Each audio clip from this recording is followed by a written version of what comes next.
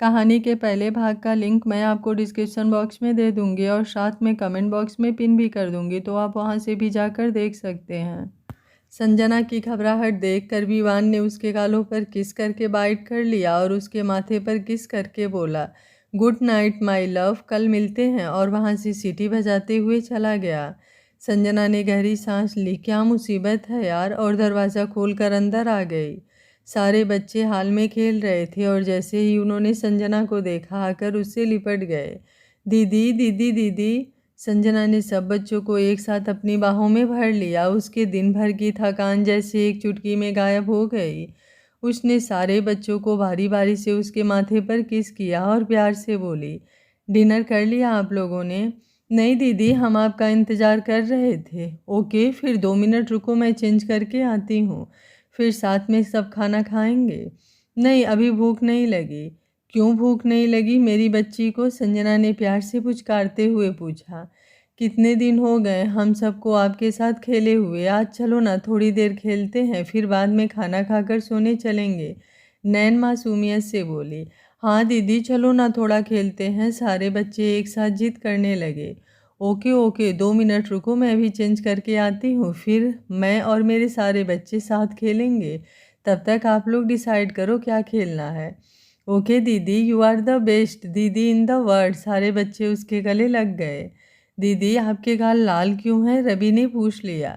संजना ने घबराकर अपने गालों पर हाथ रखा। उसे याद आया विवान ने उसके गालों पर किसके साथ बाइट किया था। वो शायद किसी कीड़े ने काट लिया, मैंने ध्यान नहीं दिया। संजना लड़खड़ाते हुए बोली। दर्द तो नहीं हो रहा नादी? रानी उसके गालों को छूते हुए बोली। संजना को उस पर बहुत प्यार आया। नहीं मेरी बच्ची, इससे दर्द नहीं होता, आप लोग खेलो, तब तक मैं चेंज करके आती हूँ। 2 मिनट में संजना ने अपने कपड़े चेंज करके टी शर्ट प्लाजो पहना और उसके बाद बच्चों के साथ आकर खेलने लगी। थोड़ी देर मस्ती करने के बाद सारे बच्चों ने संजना के साथ मिलकर डिनर किया और अपने अपने कमरे में सोने चले गए। संजना अपने कमरे में मिरर के सामने खड़ी होकर अपने गालों को देख रही थी, जो अभी भी टमाटर की तरह लाल थे। मुझे पाने की जिद मैंने तुम्हारी आंखों में देखी विवान, पर यह नामुमकिन है। अगर मैं तुम्हारे साथ इसको कबूल भी कर लूं, तो भी मैं कभी तुम्हारी नहीं हो पाऊंगी। संजना ने मायूस होकर कहा और बेड पर आकर लेट गई। आ गया तू, मिल गई तुझे फुर्सत, पूरी जिंदगी काम करता रहेगा, कभी तो अपनी माँ के साथ बैठकर 2-4 बातें कर लिया कर। विवान जब अपने घर आया तो उसकी माँ उससे शिकायत करने लगी। विवान का घर एक बहुत ही बड़ा और खूबसूरत मेंशन था, जिसमें लगभग 20 कमरे, गेस्ट रूम, किचन, बड़ा सा हॉल, लाउंज, डाइनिंग रूम के साथ साथ बड़ा सा पूल एरिया था, जिसमें वो और उसकी माँ के अलावा बस नौकर ही नौकर थे और बॉडीगार्ड की एक टीम, जो हर वक्त उसके मेंशन के आसपास सिक्योरिटी का ध्यान रखते थे। क्या माँ, आते ही शुरू हो गई आप? अब आपका बेटा ठहरा इंडिया का टॉप बिजनेस टाइकून, काम से फुर्सत ही नहीं मिलता तो क्या करूं, पर फिर भी मैं अपनी प्यारी माँ के लिए थोड़ा टाइम तो निकाल लेता हूँ। विवान अपनी माँ को गले लगाते हुए बोला। चल मस्का मत लगा, मैं सब समझती हूँ, चल कर डिनर कर ले, कब से तेरा इंतजार कर रही हूँ। नहीं माँ, आज भूख नहीं लगी है, आप ही डिनर कर लो। विवान बोलते हुए सीढ़ियों से चढ़ते हुए ऊपर अपने कमरे में आ गया। उसने अपना कोट निकाल कर वहीं सोफे पर फेंका और निढाल होकर अपने किंग साइज बेड पर लेट गया। पहली बार किसी लड़की ने विवान खन्ना को थप्पड़ मारा। अपने गालों पर हाथ रखकर बोला, पर तुम सबसे अलग हो और तुम वो पहली लड़की हो जिसने मेरे दिल में अपनी जगह बनाई है, और तुम्हें अब हर हाल में मेरा होना पड़ेगा। उसने अपना फ़ोन निकालकर किसी को फ़ोन किया। हेलो, मैं तुम्हें किसी की फ़ोटो सेंड कर रहा हूँ, कल सुबह तक उसकी सारी डिटेल्स मेरी टेबल पर होनी चाहिए, उसने कड़क आवाज़ में कहा और फ़ोन कट करके मुस्कुराते हुए बोला। जिसके पीछे दुनिया की सारी लड़कियां दीवानी है, वो तुम्हारे इश्क में दीवाना हो गया माय स्वीट हार्ट। छोड़ दो, दूर रहो उनसे, मैंने कहा छोड़ो छोड़ो, देखो मैं हाथ जोड़ती हूँ, प्लीज़ छोड़ दो उन्हें। ये क्या कर रहे हो, छोड़ो उन्हें। संजना पसीने से तरबतर नींद में ही अपने हाथ पैर चलाते हुए लड़खड़ाते हुए आवाज़ में बोल रही थी, छोड़ो उन्हें, छोड़ दो। उसकी बंद आंखों के कोरों से आंसू निकलकर उसके तकिए को भिगो रहे थे और उसका पूरा चेहरा पसीने से भीगा हुआ था। उसके चेहरे पर डर साफ दिखाई दे रहा था। वो अचानक से चीखते हुए उठ बैठी। दीदी माँ और गहरी गहरी सांसें लेने लगी। उसने दर्द में अपनी आंखें कसकर मूंद लिया। उसके चेहरे पर अब तक जो डर था वो कठोरता और नफरत में बदल चुकी थी। वो अपने आंसू पोंछते हुए उठी और अपना कवर्ड खोलकर एक छोटा सा बैग निकाला और ब्लैक हुडी पहनकर खिड़की से बाहर कूद गई। सुबह के 3 बज रहे थे जब वो खिड़की से कूदकर अंदर आई और अपना छोटा सा बैग बेड पर फेंक कर निढाल सी बेड पर लेट गई। उसके हाथों में खून लगा हुआ था, होठों के कोरों से खून निकल रहा था, पैरों में भी घुटने के थोड़े नीचे खून रिस रहा था। कहा था मैंने तुम्हें वो मौत दूंगी जिसे देखकर मौत भी कांप उठेगी। चीख के बदले चीख, दर्द के बदले दर्द और मौत के बदले मौत। संजना के अदालत में माफ़ी नहीं, मौत मिलती है, मौत, संजना ने करवाहट से कहा। इस वक्त संजना का खूबसूरत और मासूम सा चेहरा नफरत से बेरंग लग रहा था और उसकी बड़ी बड़ी खूबसूरत सी भूरी आंखों में गुस्से और दर्द से लाल डोरे तैर रहे थे। अगली सुबह संजना बिल्कुल नॉर्मल लग रही थी। उसने अपने माथे पर लगे चोटों को मेकअप से छुपा रखा था और जींस पहनने की वजह से उसके घुटनों के नीचे का जख्म नहीं दिख रहा था। इस वक्त वो वही प्यारी और खूबसूरत सी संजना लग रही थी जिसके दुनिया में सिर्फ उसके बच्चे और उनकी खुशियाँ मायने रखती है। चलो जल्दी जल्दी ब्रेकफास्ट करो, तुम लोगों की बस आने वाली ही होगी, संजना ने सब बच्चों को आवाज़ लगाते हुए बोली और सारे बच्चे दौड़ते हुए आकर डाइनिंग टेबल के पास अपना अपना चेयर खींचकर बैठ गए। सारे बच्चों ने मिलकर ब्रेकफास्ट किया और अपने स्कूल चले गए। बच्चों को स्कूल के पास छोड़कर आने के बाद संजना हाल में लगे सोफे पर अपना पैर पकड़कर बैठ गई। उसने अपने जींस को ऊपर की तरफ मोड़ा और ध्यान से अपने जख्मों को देखने लगी। बच्चों के सामने वो बिल्कुल नॉर्मल बिहेव कर रही थी, पर छलने की वजह से उसमें जख्म से खून रिसने लगे थे और जख्मों पर बंधी पट्टी सुर्ख होने पर आमादा थी। अपने जख्मों को देखकर संजना ने दर्द से अपनी आंखें भींच ली। बच्चों के सामने वो बिल्कुल नॉर्मल बिहेव कर रही थी, पर चलने की वजह से उसके जख्मों से खून रिसने लगे थे और जख्मों पर बंधी पट्टी सुर्ख होने पर आमादा थी। अपने जख्मों को देखकर संजना ने दर्द से अपनी आंखें भींच ली। उसने अपने जख्मों से ध्यान हटाकर टीवी के रिमोट उठाकर टीवी ऑन किया। आज सुबह से हर एक न्यूज़ चैनल पर आज की सबसे बड़ी खबर चल रही थी, फेमस डायरेक्टर जाहिर खान की मौत। वहीं दूसरे चैनल ही हेडलाइन थी, फेमस डायरेक्टर जाहिर खान की लाश बरामद नहीं हुई, पुलिस का कहना है कि ये एक्सीडेंट है। तीसरे न्यूज़ चैनल की हेडलाइन थी, उनकी कार की बुरी हालत पर लाश गायब। हर रिपोर्टर अपना अलग अलग अंदाज़ा लगाकर अपने चैनल की टीआरपी बढ़ा रहे थे। ये सब देखकर संजना के होठों पर एक तिरछी मुस्कुराहट आ गई। कहा था ना, तेरी तलाश भी तेरे खानदान को नहीं मिलेगी, जाहिर खान। इन्हीं सब के बीच उसका फ़ोन घनघना उठा। उसने अपना फ़ोन उठाया और कॉल रिसीव करके बोली, जी sir. Sanjana, where are you? तुम्हें पता भी है एंटरटेनमेंट इंडस्ट्री में बवाल मचा हुआ है। फेमस डायरेक्टर जाहिर खान की कार पहाड़ी से नीचे खाई में गिर चुकी है और उसकी लाश भी नहीं मिली। सबूतों के अभाव के कारण पुलिस ने इसे एक्सीडेंट करार दिया है और इतनी बड़ी न्यूज़ छोड़कर पता नहीं तुम कहाँ गायब हो। तुम्हें हर बार ये क्यों याद दिलाना पड़ता है? तुम एक रिपोर्टर हो और तुम्हारा काम इन बड़े बड़े न्यूज़ को कवर करना है। दूसरी तरफ से उसके बॉस उसे फटकार लगा रहे थे। सॉरी सर, थोड़ा लेट हो गया, मैं अभी आ रही हूँ, संजना ने बेहद शांति से कहा। श्वेता और निमेश पहाड़ी पर जाकर वहाँ के हर अपडेट को कवर कर रहे हैं, तुम भी फ़ौरन वहाँ पहुँचो, उसके बॉस ने कहा और फ़ोन कट कर दिया। चल संजना, तैयार हो जा अपने ही बनाए गए न्यूज़ को कवर करने के लिए। संजना ने अपने पैर की पट्टी चेंज की और ये सोचते हुए एक्सीडेंट पॉइंट पर जाने लगी कि कल रात कैसे उसने जहीर खान को मारा। फ्लैशबैक। संजना ब्लैक हुडी पहने और अपना वो छोटा सा बैग अपनी पीठ पर टांगे जाहिर खान के फार्म हाउस के बाहर खड़ी थी। गेट पर 2 बॉडीगार्ड खड़े थे। वो पीछे के रास्ते से दीवार फांद कर अंदर गई और सारे सीसीटीवी कमरे से बचते हुए एक कमरे में दाखिल हुई जहां जाहिर खान बैठा शराब के नशे में धुत था और एक के बाद एक पैग पी रहा था। गेट पर 2 बॉडीगार्ड खड़े थे। वो पीछे के रास्ते से दीवार फांद कर अंदर गई और सारे सीसीटीवी कैमरे में से बचते हुए एक कमरे में दाखिल हुई जहां जाहिर खान बैठा शराब के नशे में धुत था और एक के बाद एक पैग पी रहा था। उसकी आंखों में नशा साफ दिखाई दे रहा था। उसे अपने आंखों के सामने देख संजना के गुस्से का ठिकाना नहीं रहा। साले मेरी ज़िंदगी तबाह करके खुद अय्याशी कर रहा है। कमीने, आज तो मेरे हाथों से तुझे भगवान भी नहीं बचा सकते। अपने कमरे में कुछ सरसराहट महसूस करके ज़ाहिर खान ऊपर की तरफ देखा तो उसके सामने संजना खड़ी थी। उसने आज से पहले कभी भी संजना को नहीं देखा था। नशे में धुत ज़ाहिर खान ने अपने सामने एक खूबसूरत सी लड़की को देखा तो उसके होठों पर एक शैतानी मुस्कुराहट आ गई।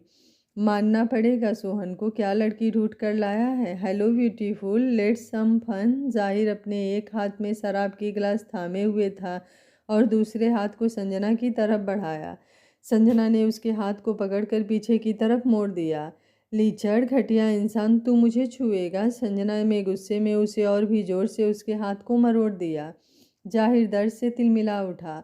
छोड़ो, उसका सारा नशा छू मंतर हो गया। काका, कौन हो तुम? जाहिर डर से लड़खड़ाते हुए आवाज़ में बोला। तेरी मौत, संजना ने बिना किसी भाव के कड़क आवाज़ में कहा और उसका हाथ छोड़ दिया। काका, कौन हो तुम और चाहती क्या हो? क्या लगता है तुम्हें मुझे मारना बच्चों का खेल है? वो अकड़ कर हंसते हुए बोला। फिर कुछ देर रुक कर संजना को गंदी नज़र से देखते हुए बोला, देखने में गुलाब की पंखुड़ियों जैसी नाजुक हो, क्यों ना आज रात तुम और मैं। इससे आगे वो कुछ बोलता कि बीच में ही संजना ने एक झन्नाटेदार थप्पड़ उसके गालों पर जड़ दिया, जिससे जाहिर के होठों के किनारे से खून रिसने लगा। आज यही गुलाब की पंखुड़ियों जैसी नाजुक दिखने वाली लड़की कैसी बेरहमी से तुझे मौत के घाट उतारेगी। संजना की बात सुनकर वो पगला गया। उसने गुस्से में संजना को मारने के लिए अपना हाथ उठाया, पर उससे पहले ही संजना टेबल पर रखे शराब की बोतल को उठाकर उसके सिर पर फोड़ दिया और वो अपना सर पकड़कर फर्श पर गिर गया। उसने अपने हाथों को देखा तो उसके सर से बहुत ज़्यादा खून निकल रहा था। तुम्हारी इतनी हिम्मत, तुमने मुझ पर हाथ उठाया। जाहिर खान पर वो सांप की तरफ फुफकारते हुए फर्श पर गिरे नीचे कांच के टुकड़ों को संजना के पैरों पर धंसा दिया। संजना भी घुटने के बल गिर गई। तूने अभी मेरी हिम्मत देखी कहाँ है? संजना ने अपने बैग से बेल्ट निकाला और साथ में पेपर स्प्रे और उस बेल्ट से बिना रुके जाहिर खान को मारने लगी। गुस्से से उसका चेहरा लाल पड़ चुका था, आंखों में लाल डोरे तैर रहे थे। वो बिना रुके उसे बेरहमी से मार खाए जा रहा था और बीच बीच में उसके जख्मों पर पेपर स्प्रे कर दे रही थी, जिससे जाहिर खान को और भी ज़्यादा तकलीफ हो रही थी। वो पागलों की तरह चीख रहा था, चिल्ला रहा था और तड़प रहा था, पर संजना उस पर बिल्कुल भी रहम नहीं कर रही थी। चिल्ला कमीने, चिल्ला, तेरी चीख सुनकर मेरे दिल को शांति मिलेगी। ऐसे ही वो भी चिल्लाई थी, ऐसे ही वो भी तेरे सामने गिड़गिड़ाई थी, पर तूने उस पर रहम नहीं की। तू और तेरे वो गिद्ध साथियों को तो मैं नहीं छोड़ूंगी। आज तू मरेगा और एक एक करके वो सब मरेंगे। जिसने मुझे तड़पाया, उसे बेरहमी से मारा, अब सारे पापों का हिसाब होगा और उसकी सज़ा मौत होगी, मौत। संजना ने उसे इतना मारा था कि वो अधमरा सा फर्श पर खून से लथपथ लेटा था। वो अपनी अधखुली आंखों से संजना को देखते हुए लड़खड़ाते हुए आवाज़ में बोला, काका, कौन हो तुम? चल, मरने से पहले तेरी एक आखिरी इच्छा पूरी कर देती हूँ। संजना अग्रवाल, काजल अग्रवाल की छोटी बहन, वही काजल अग्रवाल जिसे तुम सब हैवानों ने मिलकर बड़ी बेरहमी से मारा था। काका, काजल अग्रवाल? संजना की बात सुनकर जाहिर खान की आंखें हैरानी से फैल गई। पर उसकी तो कोई बहन नहीं थी। वो खुद से ही बड़बड़ाया, गुड बाय जाहिर खान। संजना बिना किसी भाव से बोली और अपने साथ लाए हुए गन से 6 की 6 गोलियां जाहिर खान के सीने में दाग दिए। उसने उसे कार में बैठाया और खुद कार ड्राइव करते हुए फुल स्पीड में उसके फार्म हाउस से पहाड़ी की ओर जाने लगी। नींद में ऊँग रहे जाहिर खान के गार्ड्स को लगा जाहिर अपने घर जा रहा है, इसलिए उन्होंने कार की चेकिंग नहीं की।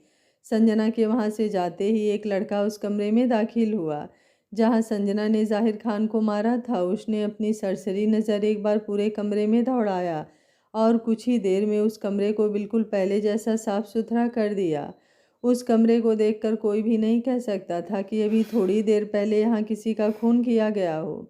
संजना कार ड्राइव करते हुए जाहिर खान के तरफ के गेट को खोल दिया और अपने साइड का गेट खोलकर चलती कार से नीचे कूद गई और कार चलते हुए कार से नीचे बहते समुद्र में जा गिरी। Flashback and. जाहिर खान की मौत का सोचते हुए संजना एक्सीडेंट पॉइंट पर पहुंची, जहां मीडियो वालों का तांता लगा हुआ था। उसने श्वेता और निमेश के साथ मिलकर अपने काम में लग गई। पुलिस रिपोर्टरों को वहां से जाने के लिए बोल रहे थे, पर सारे रिपोर्टर्स एक्सीडेंट के बारे में पुलिस से सवाल जवाब करना चाहते थे, इसलिए इस केस की तफ्तीश कर रहे थे। ऑफिसर मोहित इन सब के सामने आया और उन सब के सवालों का जवाब देने लगा। देखिए, हमने अपनी पूरी तरफ से पूरी जांच पड़ताल कर ली है। हमें कोई भी ऐसा सबूत नहीं मिला जिससे ये साबित हो सके कि ये एक्सीडेंट नहीं मर्डर है। हमने उनके गार्ड से भी पूछताछ की, जिन्होंने बताया कि उनके फार्म हाउस से वो अकेले निकले थे। शायद ड्रिंक करके ड्राइव करने की वजह से कार खाई में गिर गई होगी। नीचे बहते समुद्र के साथ लाश कहीं बह गई होगी, इसलिए इस केस को एक्सीडेंट करार देते हुए उसकी फाइल आज ही क्लोज कर दी जाएगी। आई होप आप सबको आपका जवाब मिल गया होगा। अब आप सब यहाँ से जाइए और हमें हमारा काम करने दीजिए। इंस्पेक्टर ने अपनी बात खत्म की और अपने साथ आए हुए टीम मेंबर्स से कुछ बातें करने लगे। इधर विवान अपने केबिन में बैठा आज की न्यूज़ देख रहा था। जाहिर खान के मरने से बाकी लोगों के साथ उसे भी बहुत दुख हुआ, क्योंकि जब उसने पहली बार एंटरटेनमेंट इंडस्ट्रीज़ में अपना कदम रखा था तो उसी की फिल्म में उसने एंटरटेनमेंट इंडस्ट्री में डेब्यू किया था। सर, आपकी मीटिंग स्टार्ट होने वाली है, उसका सेक्रेटरी उसके कैबिन में एंटर करते हुए बोला। विवान ने गुस्से से उसकी तरफ देखा और रवदार आवाज़ में कहा, शायद तुम भूल गए हो, ये तुम्हारा घर नहीं, मेरा केबिन है। विवान का गुस्सैल चेहरा देखकर उसका सेक्रेटरी सकपका गया। सॉरी सर, आइंदा से नॉक करके आऊँगा। विवान अपनी रेलिंग चेयर से उठा और अपना कोट पहनते हुए मीटिंग रूम में चला गया। संजना अपना सर झुकाए खड़ी थी और उसके सामने उसका बॉस खड़ा गुस्से में उसे डांट रहा था। संजना, तुम अपने काम को बिल्कुल भी सीरियस नहीं लेती हो। तुम इतनी लेट कैसे हो गई? मैं तुम्हारा बॉस होकर तुम्हें कॉल करके तुम्हें याद दिलाऊं कि तुम्हारा काम क्या है। अगर आज सुबह मैं तुम्हें कॉल नहीं करता तो तुम पहाड़ी पर पहुंचती ही नहीं। और ये क्या है? ये कोई स्कूल नहीं है जो तुम 3 बजे तक ऑफिस में काम करोगी। आज के लिए सॉरी सर, बट मैं बाकी का काम घर से कर लिया करूँगी।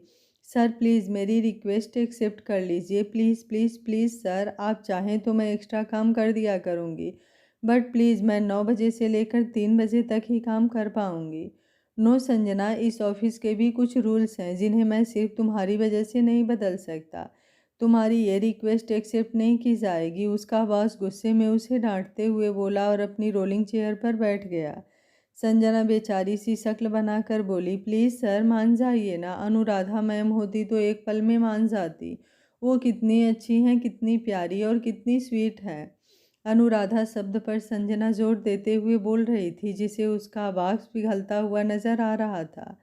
संजना खुश हो गई, आखिर उसका आइडिया काम कर गया। मैं भी तो अच्छा हूँ। और अनुराधा बीबी किसकी है? मेरी। तुम्हारी रिक्वेस्ट एक्सेप्ट करता हूँ, बट बाकी के 4 घंटे का काम तुम घर से करोगी और उसमें मुझे कोई कोताही नहीं चाहिए। Yes sir, thank you so much. You are the best boss in the world, Sanjana मक्खन लगाते हुए बोली और उसके केबिन से बाहर आ गई।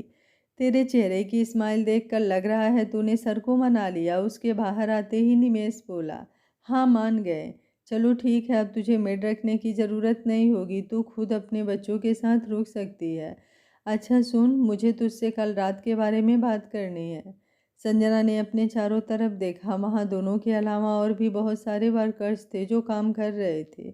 मैं बहुत थक गई हूँ, मुझे घर जाना है। मैं तुझे बाद में बताती हूँ, हम कल बात कर सकते हैं। निमेश ने हाँ में सर हिला दिया और वहाँ से चला गया। संजना भी अपने घर के लिए निकल गई। वो सड़क के किनारे खड़े होकर ऑटो का वेट कर रही थी, तभी उसके सामने एक चमचमाती ब्लैक कार आकर रुकी।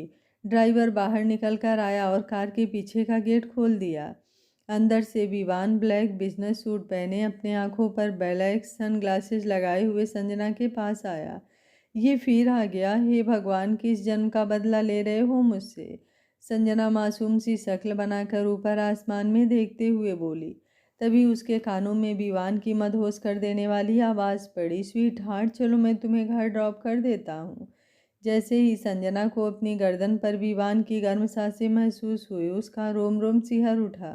विवान उसके एकदम करीब था और एकटक मुस्कुराते हुए संजना के चेहरे को देख रहा था। संजना ने विवान के चेहरे को देखा, पर ना जाने क्यों उसकी पलकें खुद ब खुद नीचे झुक गईं। वो अपना कदम पीछे लेने लगी, पर विवान ने उसके कमर पर हाथ रखकर उसे अपने करीब खींच लिया और उसकी आंखों में आंखें डालकर बोला, मुझसे दूर जाने की सोचना भी मत। विवान की गहरी और धीमी आवाज़ सुनकर संजना ने अपनी नज़रें उठाकर उसकी आंखों में देखा। उसकी आंखों में इस वक्त संजना के लिए जो जुनून दिखाई दे रहा था, उसे देखकर एक पल के लिए संजना भी सब कुछ भूलकर उसकी आंखों में खो गई। स्वीट हार्ट, मैं तुम्हारा ही हूँ, घर चलकर जितना देखना हो देख लेना, अभी हम सड़क पर हैं, थोड़ा तो ख्याल करो। विवान ने शरारत से अपनी एक आंख विंग करके कहा तो संजना ने हड़बड़ाकर अपनी नज़रें फेर लिए। मैं खुद चली जाऊंगी, संजना अपने कमर से उसका हाथ हटाते हुए बोली और एक कदम आगे बढ़ गई। लेकिन उसका पैर लड़खड़ा गया और वो वहीं गिर गई। गिरने की वजह से उसके पैरों में जो पहले से चोट लगी थी वो और भी ज़्यादा दर्द करने लगी। उसने ध्यान नहीं दिया, पर फिर से उसके जख्मों से खून रिसने लगा था। दर्द से उसने अपनी आंखें बंद कर लिया। विवान को भी महसूस हुआ उसका दर्द। उसने अपना एक हाथ आगे बढ़ाया, पर संजना ने अपना हाथ उठाकर उसे रोक दिया और खुद खड़े होने की कोशिश करने लगी। लेकिन पैरों में लगे गहरे जख्म की वजह से वो खड़ा नहीं हो पाई और दोबारा लड़खड़ाकर जैसे ही गिरने वाली थी, विवान ने उसे थाम लिया और गोद में उठा लिया। जिद्दी हो एक नंबर की, जब दर्द हो रहा है तो हेल्प लेने में क्या प्रॉब्लम है? विवान गुस्से से उसे डांटते हुए बोला। मुझे किसी की हेल्प की ज़रूरत नहीं है, समझे? और मैंने मांगा तुमसे हेल्प? संजना ने भी गुस्से में पलटकर जवाब दिया। तो विवान को और भी ज़्यादा गुस्सा आ गया। उसका मन हुआ कि वो उसे वहीं पटक दे, पर अफसोस वो ऐसा कर ही नहीं सकता था, क्योंकि इस वक्त वो पब्लिक प्लेस पर था और पब्लिक प्लेस पर ज़्यादा देर रुकना उसके लिए ठीक नहीं था। इसलिए उसने खुद को शांत किया और संजना को कार की पैसेंजर सीट पर बैठा दिया।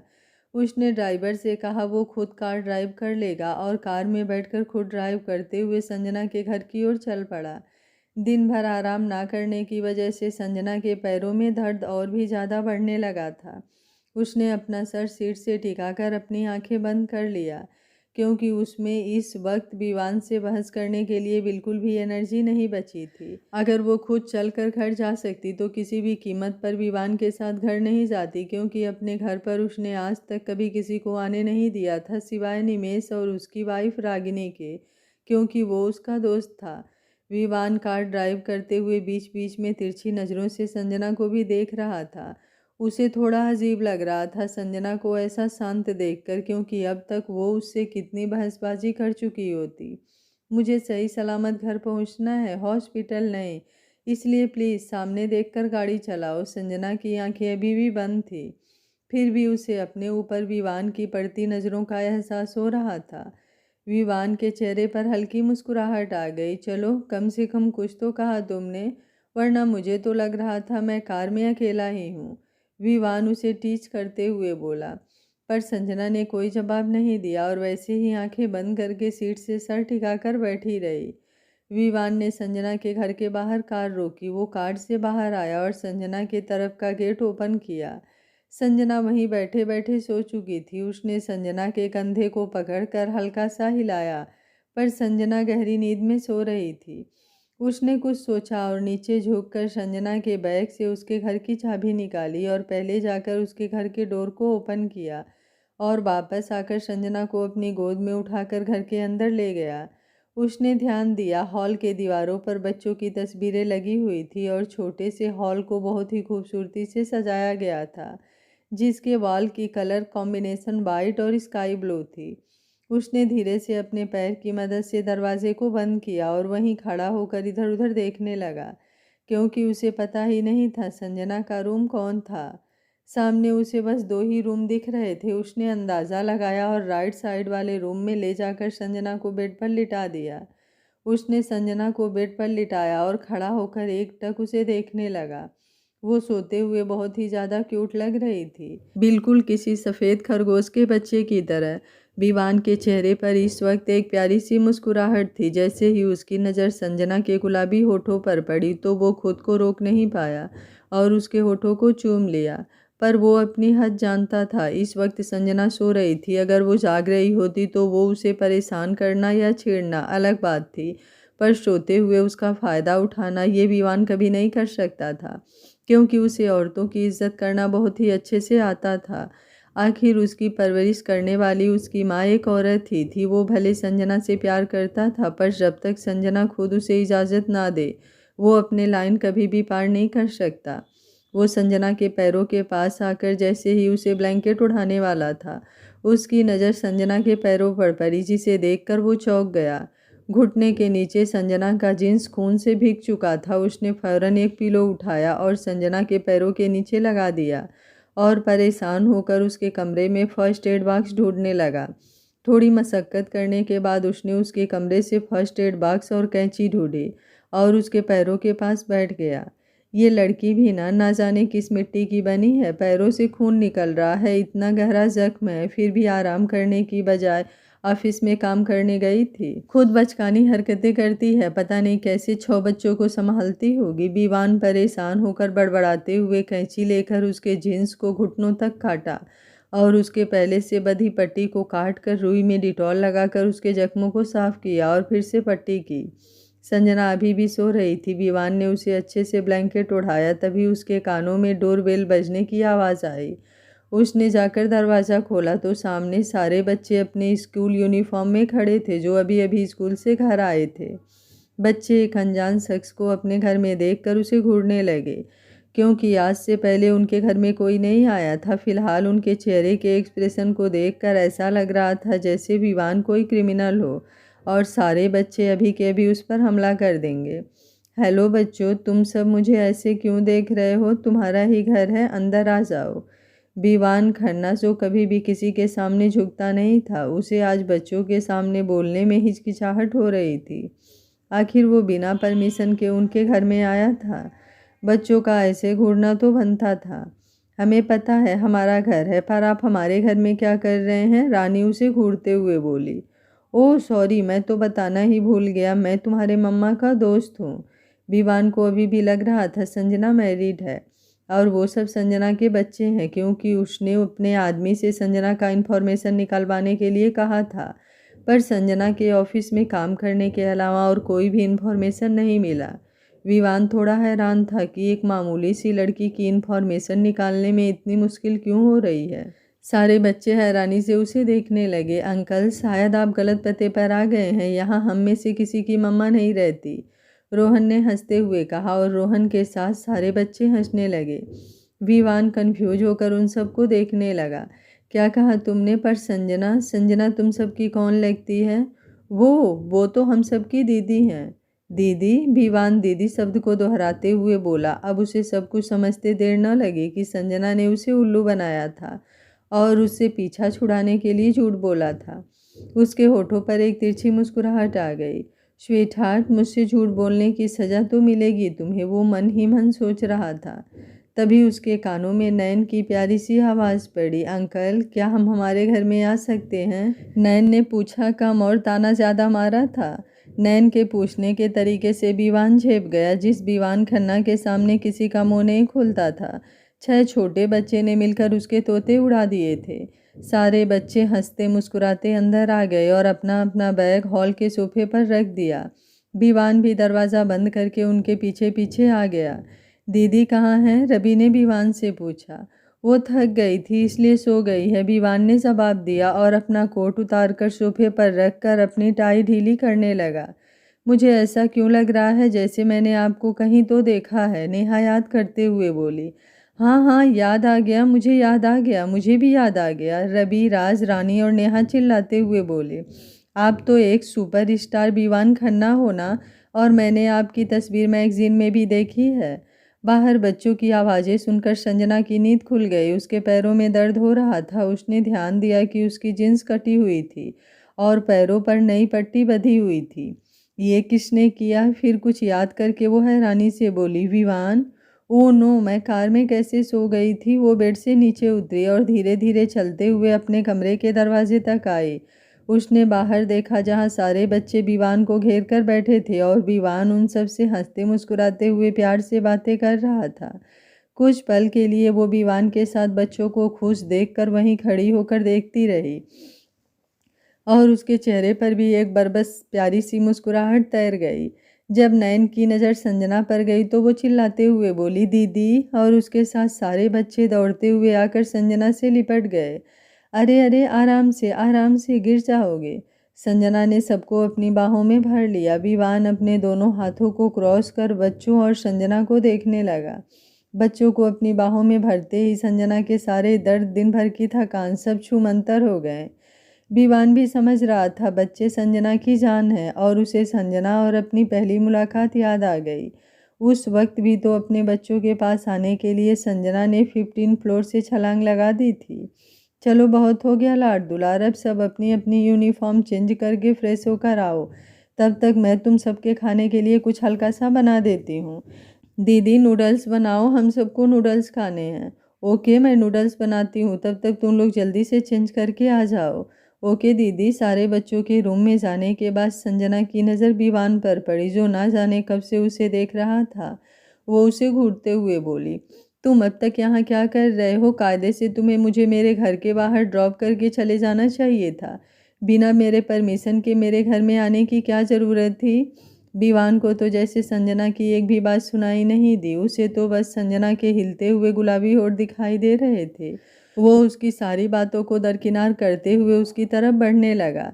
उसे अपनी तरफ बढ़ते देख संजना थोड़ा हड़बड़ा गई, पर उसने अपने कदम पीछे नहीं किए। विवान चलते हुए उसके पास आया और उसके गालों पर बेतरतीबी से अपनी उंगलियां फिराते हुए बोला, तो तुम मैरिड हो? संजना का क्या अतीत है जिसकी वजह से वो विवान के प्यार को एक्सेप्ट नहीं करना चाहती है? क्या संजना और विवान एक साथ होंगे? आगे क्या होगा इस कहानी में जानने के लिए देखते रहिए कहानी का अगला भाग। अगर आपको कहानी अच्छी लग रही है तो वीडियो को लाइक, शेयर एंड चैनल को सब्सक्राइब कर लीजिएगा। Thank you for watching. मिलते हैं कहानी के अगले भाग में।